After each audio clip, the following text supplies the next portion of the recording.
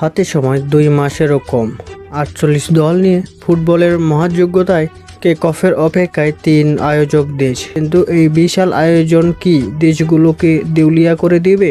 কারণ উত্তর আমেরিকা জুড়ে দীর্ঘ ভ্রমণ আর ভিন্ন ট্যাক্স নিয়মে নাজেহাল হওয়ার ভয়ে কাঁপছে ইউরোপীয় দেশগুলো। ইতিহাসের সবচেয়ে বড় বিশ্বকাপ, তাই দুশ্চিন্তাটাও আকাশ ছোঁয়া। বেশ কিছু ইউরোপীয় অ্যাসোসিয়েশনের উদ্বেগের কথা জানিয়েছেন ইউরোপীয় ফুটবল সংস্থা উয়েফা। তাদের সাফকতা শেষ পর্যন্ত না পৌঁছলে লাভের মুখ দেখবে না অংশকারী দেশগুলো। কিন্তু ফিফা খেলেছে বড় চাল। তবে ফিফার সভাপতি জিয়ানিনো ইনফান্তিনো তুরুপের তাস রেকর্ড প্রাইজ মানি $13 বিলিয়ন আয়ের লক্ষ্যে ফিফা বলছে বড় খরচ মানে বড় ধামাকা। এটা কি শুধু উন্নয়নের বার্তা নাকি অসন্তোষ চাপ নেওয়ার মানি গেম? মাঠের লড়াই শুরুর আগেই শুরু হয়ে গেছে রাজনৈতিক ড্রামা। যুক্তরাষ্ট্রের খেলার নিরাপত্তা নিয়ে সংকীর্ণ তেহরান। ভেন্যু পরিবর্তনের দাবি তুলেছিল ইরান, কিন্তু ফিফার সাফ জবাব নো চান্স। ইনফান্তিনোর বার্তা পরিষ্কার, ফুটবল দিয়েই জয় করতে হবে রাজনৈতিক বিভেদ। বিতর্ক আরও উস্কে দিয়েছে ভিসা জটিলতা।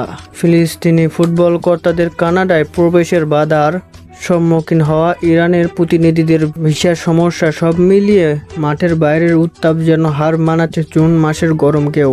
কানাডা আমেরিকার ভিসা নিতে কি তবে ফুটবলের পথে দেয়াল হয়ে দাঁড়াবে? সবচেয়ে বড় আলোচনার বিষয় হয়ে দাঁড়িয়েছে লজিস্টিক ব্যবস্থাপনা।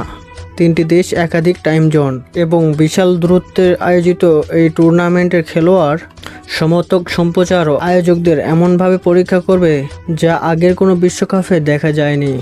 মাঠে এবার কার্ড নিয়ে মহানাটক। 2026 বিশ্বকাপে হলুদ কার্ডের দায় থেকে মুক্তি পাচ্ছেন ফুটবলাররা। গ্রুপ পর্ব আর কোয়ার্টার ফাইনালের পরেই সব কার্ড ভ্যানিশ হয়ে যাবে।